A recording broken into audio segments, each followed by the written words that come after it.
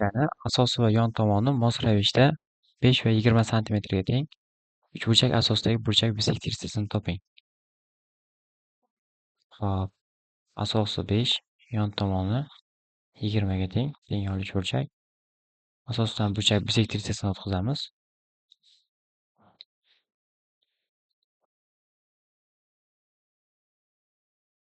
Demak, bunisi alfa, bunisi ham alfaga teng. Bu yerga x deydigan bo'lsak, 20 minus x.